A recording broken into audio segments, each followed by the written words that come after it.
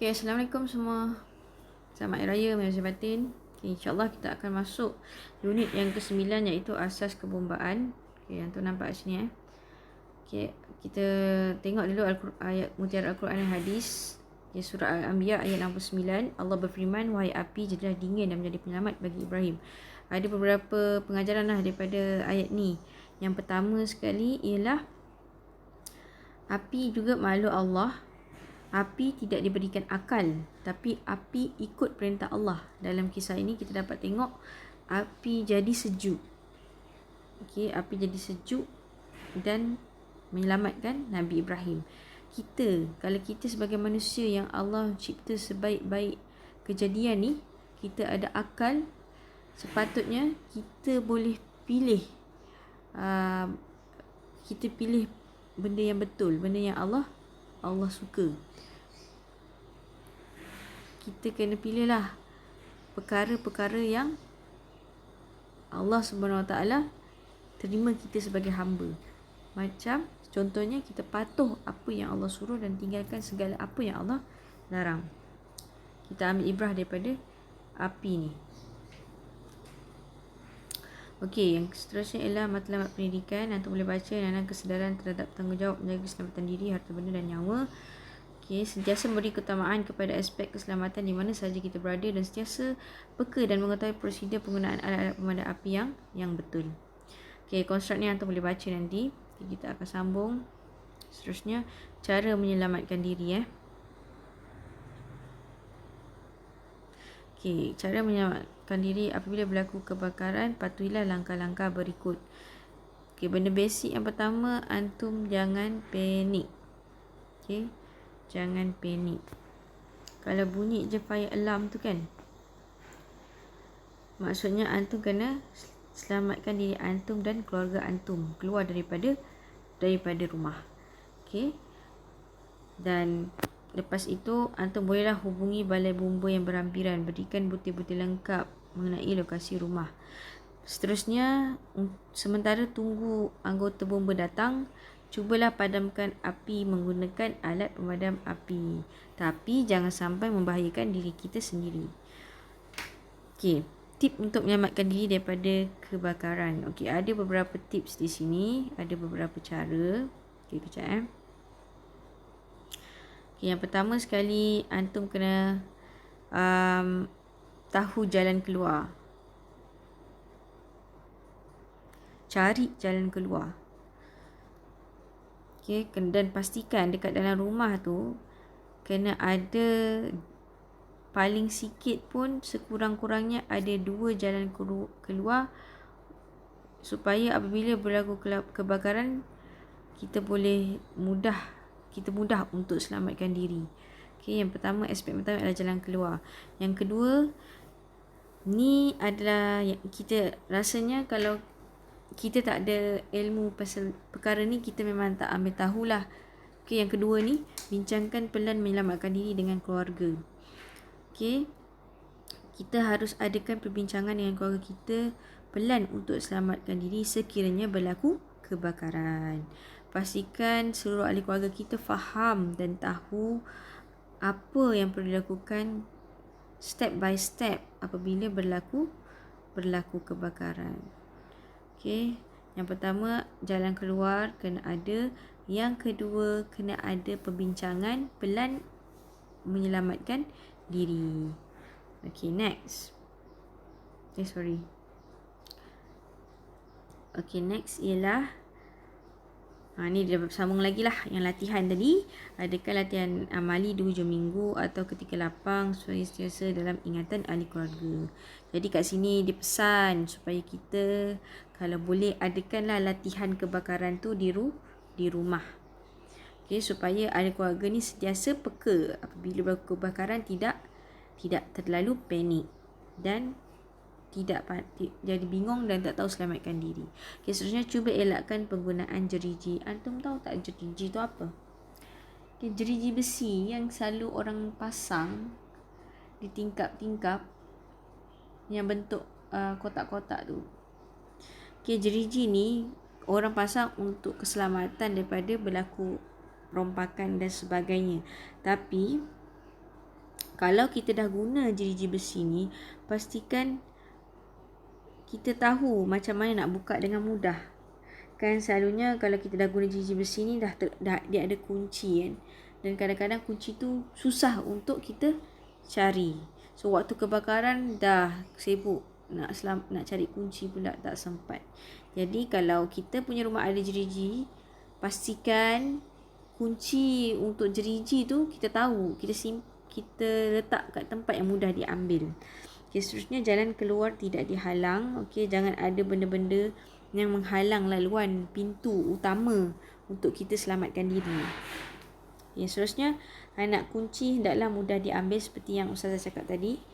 Letak kat tempat yang semua orang tahu, kat situ ada kunci. Seterusnya memasang alat pengesan asap. Okay, itu antara cara-cara tips untuk menyelamatkan diri daripada tips untuk apa tadi? Tips untuk menyelamatkan diri daripada kebakaran. Ini adalah langkah-langkah pencegahan awal. Okay, untuk selamatkan diri sewaktu kebakaran. Okay, kalau yang ini tips keselamatan jika berlaku kebakaran, ini memang confirm sudah berlaku kebakaran. Apa yang kita perlu buat? Kawat pengusingan isi rumah. Okay. Rancangan pelan menyelamatkan diri. Lukis pelan lantai rumah anda. Tunjukkan 2 laluan keluar yang selamat. Bincangkan bersama keluarga kita. Okay, seterusnya lakukan rancangan. Muka surat sebelah. Lakukan rancangan dan bincangkan bersama keluarga. Sama macam tadi. Yang kedua, sentiasa bersedia. Sentiasa bersedia ni kita nak semua ahli keluarga kita alert. Antara tanda-tanda yang menunjukkan ada berlaku kebakaran. Contohnya kita kena pastikan semua ahli keluarga tahu ada alat pengesan asap yang dipasang di rumah. Okey, dan keluarga tu pun tahu bila alat pengesan asap itu berfungsi, maksudnya ada berlaku kebakaran. Lepas tu pastikan semua ahli keluarga kita tahu nombor telefon kecemasan. Okey. Boleh minta tolong telefon daripada rumah jiran. Tunjukkan kepada semua isi rumah cara membuka tingkap dan jeruji. Ini pun benda penting. Kadang-kadang dah ada kunci tapi tak tahu buka. Seterusnya pastikan semua jalan keluar bebas daripada halangan. Okey. Seterusnya pasang dan selenggarakan alat pengesan asap. Macam tadi itulah. Memang kita ada pasang alat pengesan asap. Tetapi isunya di sini, adakah kita pastikan alat pengesan asap itu diselenggara ataupun boleh digunakan dengan baik. Jadi ni dikata kat sini, kalau kita pasang alat pengesan asap, okay, tempat yang sesuai selalunya kat bilik tidur dan dapur. Lepas tu kita kena selenggara tu kita kena check up, uji setiap bulan. Dan membuat pembersihan, gantikan bateri supaya dia boleh berfungsi, gantikan alat setiap 10 tahun. Okay, ini pasal alat pengesan asap. Seterusnya ialah kekerapan latihan. Seperti yang Ustazah cakap tadi, untuk keluarga dalam rumah bolehlah buat latihan kebakaran ni, bukan kita buat dekat sekolah sahaja. So kalau kita kerapkan buat, jadi ahli keluarga ni sentiasa aware, sentiasa sedar cara-cara untuk selamatkan diri dengan betul ketika berlaku kebakaran. Okey, dikata kat sini, adakah latihan menyelamatkan diri setiap 2 kali setahun macam kat sekolah lah, semester 1 dengan semester 2. Jika tinggal di rumah pangsa, rumah apartmen atau rumah bertingkat. Oh, dia kata ini latihan ni lagi bagus dibuat sekiranya kita tinggal dekat rumah pangsa atau rumah yang bertingkat lah. Lepas tu apabila terdengar lonceng kecemasan, sila bertindak. Ketahui laluan keluar yang selamat. Okey, seterusnya ini untuk rumah pangsa, gunakan tangga untuk menyelamatkan diri. Jalan keluar yang dikunci atau dihalang mesti dilaporkan kepada Jabatan Bomba dan Penyelamat Malaysia. Okey, Ustazah nak cerita sikit berkaitan dengan bahagian ini yang Ustazah tanda ni. Okey, cuba antum tengok jalan keluar yang dikunci atau dihalang. Sekejap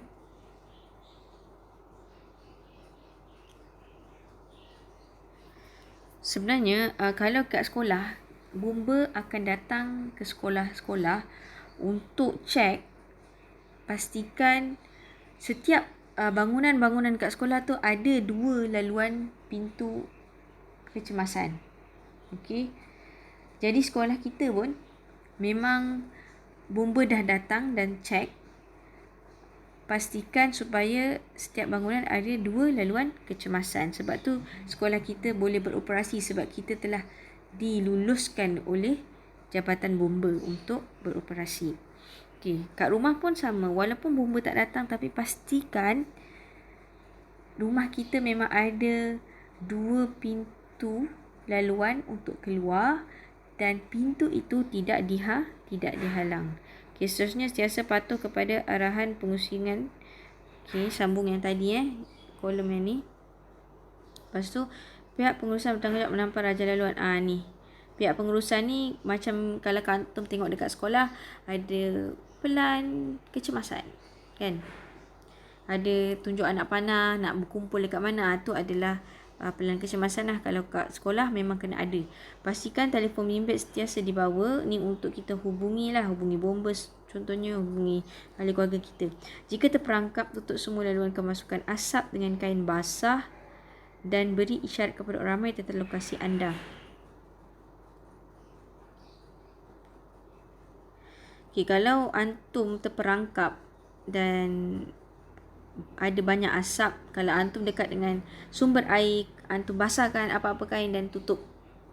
Okey, supaya mengelak asap itu menyebabkan kematian sesak nafas kepada antum. Okey, anda nasihatkan untuk tidak naik ke bumbung bangunan kecuali perlu. Okey, tip-tip untuk menyelamatkan diri: tutup semua pintu laluan untuk melambatkan kebakaran dan asap merebak.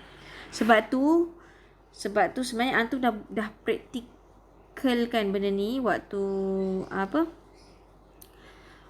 waktu latihan kebakaran. Antum perasan tak, bomba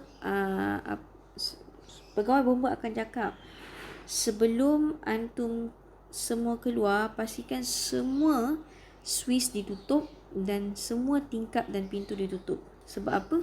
Inilah sebabnya. Okey, inilah logiknya. Kenapa?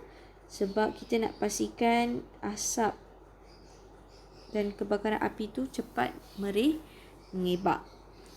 Okey, switch ditutup sebab apa? Sebab sekiranya api itu terkena laluan arus elektrik, yang akan menyebabkan laluan pintas dan lagi mempercepatkanlah kebakaran atau letupan berlaku. Itu sebabnya kena tutup semua switch dan juga kena tutup pintu. Jika terpaksa bergerak dengan asap, pastikan kepala anda dan 2 kaki dari aras lantai. Maksudnya kita kena menyarap lah. Okay, seterusnya, sebelum membuka pintu, sentuh tombol atau pintu dengan belakang tangan. Okay, ini adalah salah satu cara untuk selamatkan diri kalau kita nak keluar daripada rumah tu. Tombol kan besi dan besi itu menyerap haba. Jadi tombol tu panas dan boleh menyebabkan tangan kita melecu. Baik-baik boleh keluar, tak boleh keluar sebab tangan melecu. Jadi langkah keselamatannya, antum kena guna siku antum sebab siku kita kurang deria. Jadi kita guna siku kita, tolak buka bila rasa tak panas, bolehlah guna tangan. Okay, kalau panas bolehlah apa-apa untuk alas. Okay, seterusnya cara menggunakan alat pemadam api. Okay, sebenarnya untuk tajuk ini antum telah banyak didedahkan oleh pegawai bomba sewaktu latihan kebakaran. Jadi yang ni kita refresh balik je apa yang kita dah lalui. Yang alat pemadam api dan bahasa Inggeris fire extinguisher. Asas pengenalan: terdapat satu alat yang boleh mengawal dan memadam kebakaran pada peringkat awal, iaitu free firefighter. Dikenalikan secara manual, mengawal dan memadam kebakaran secara berkesan mengikut kelas api. Okey, yang ni antum boleh baca kelas-kelas api dan medium pemadamannya. Tapi bila berlaku kebakaran, cuba tengok kat sini, ini penting.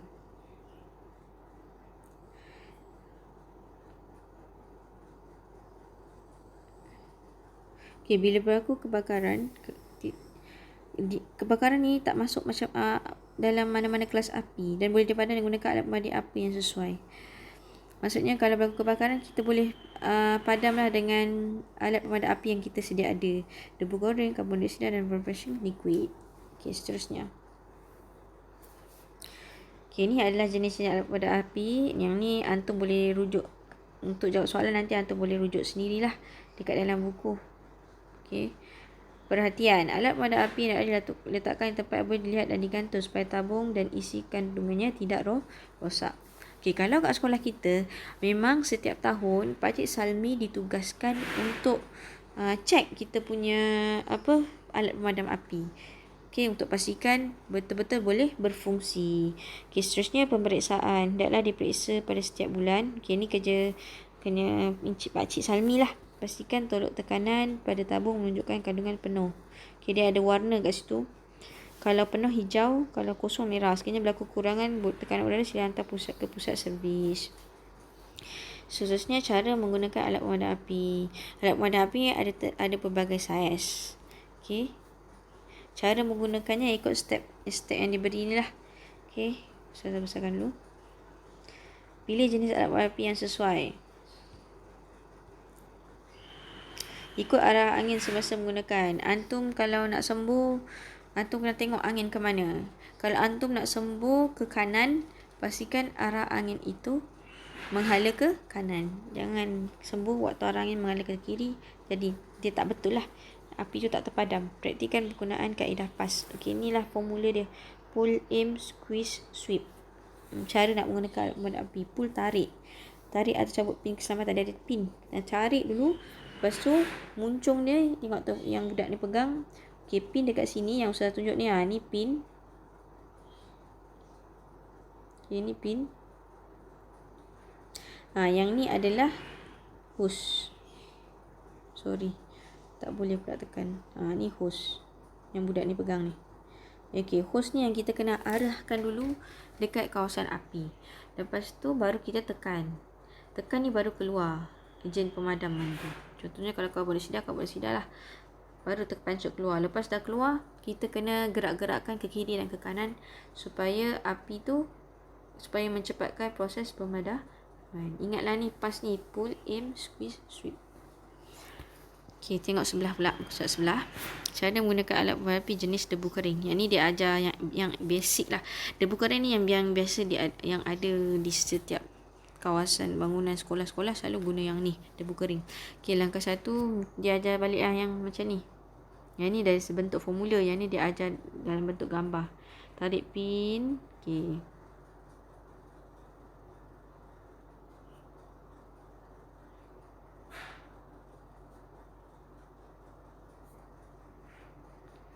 Tarik pin pengaman yang berada atas. Lepas tu arahkan hujung hose macam saya cakap tadi. Tekan twill, ada tempat tekan untuk keluarkan bahan pemadam. Lepas tu ratakan ke kiri dan ke kanan. Tapi bila antum dah padam tapi masih ada bara atau tidak, tapi masih tak boleh, kan? Kalau masih ada api lagi, kena tinggalkan je tempat tu. Carilah pertolongan lain. Okey. Sebabnya lagi memudaratkan diri antum bila api semakin besar. Pemadam api jenis buih harus disembur secara langsung sehingga buih membentuk selimut yang akan melebihi penggunaan cairan yang terbakar. Ni yang pemadam api bentuk buih ni, cara dia sembur terus sampai buih tu jadi selimut dekat permukaan cairan yang terbakar. Cara menggunakan pemadam api jenis karbon dioksida adalah dengan menggerakkan hujung nozzle atau hose kiri dan kanan di permukaan bahan yang terbakar. Kini antum boleh baca dengan lebih teliti lah nanti untuk jawab soalan. Okey, insya-Allah untuk tajuk asal kemulaan ni sampai di sini saja Ustazah ingin terangkan, dan Ustazah harap antum boleh siapkanlah latihan unit 9 dalam buku aktiviti antum. Saya dah pulangkan semua orang punya buku. Jadi sila siapkan kerja antum untuk Ustazah tanda. Okey. Itu saja daripada Ustazah. Assalamualaikum warahmatullahi wabarakatuh.